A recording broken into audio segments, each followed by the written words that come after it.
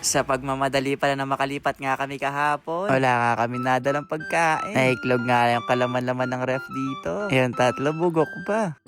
Na meron naman akong ibang stock dito mga guys. Kaso detergent di naman pwedeng kainin. Kaya nang pag-grocery ko na nga muna yung pamilya. Nasa tansya ko mga guys, magawa na kami dito. Na nakalaya nga kami sa baha. Kaya bye-bye na sa Alipunga. Chot! Buti na lang talaga mga guys, may rest house tayo no. Nako kung wala, baka sa kangkungan tayo pupulutin ngayon. Kaya naman inaya ko na nga yung ate kong aswang. Para ba makapamalengke na sa labas. Na alam nyo pala mga guys, sa tagal nga namin di nakapunta sa rest house. May mga nawawalang gamit. Napasukan yata kami sa loob. Na dapat kasi magluluto nga kami ng iklog. Hinahanap nga namin yung lutuan tsaka tangki kaso nawawala. Inisip ko naman mga guys, baka na-misplace ko lang.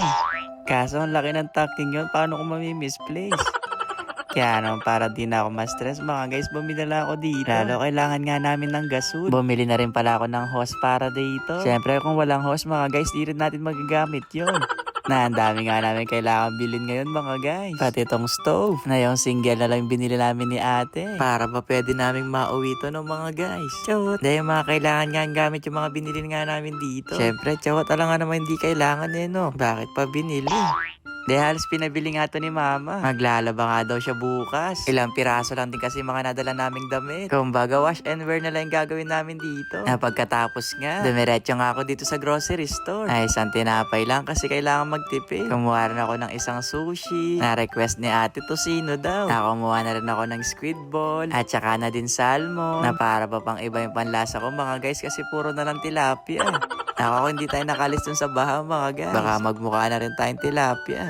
Nakukuha rin pala tayo ng fruits. Wow, chawat pa fruits ka pa dyan Siyempre mga guys, para magkaroon tayo ng vitamina sa katawan. Ay, napakamahal yata itong grapes, wag na. Kuha tayong maliit na Charmaine. Kuha rin tayong Erica. Ay, apple pala.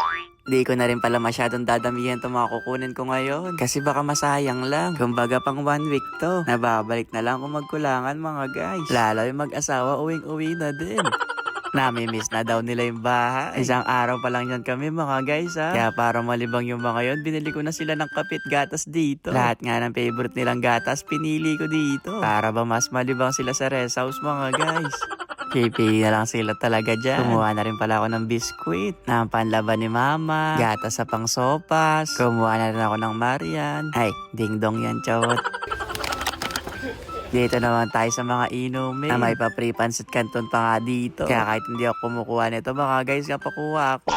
Naangkat kasi ng mini soft drinks. Nakumuha na rin ako ng bulak, ng garbage bag, tissue, at saka na din yung ibang panglinis ba sa CR.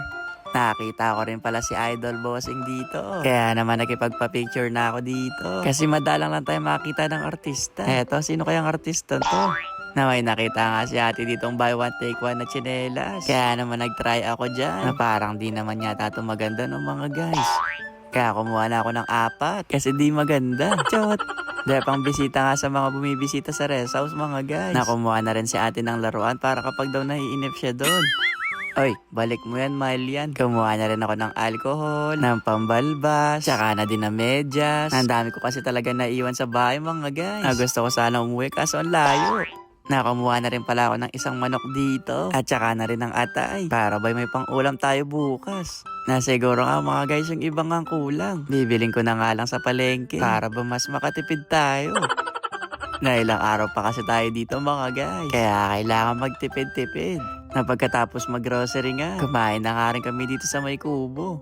Na yung ulam nga namin ngayon, tinapa, talbos, kamatis, hotdog, tsaka manok. Na sige na mga guys, kakain muna siguro kami dito Ayun lang, bye-bye!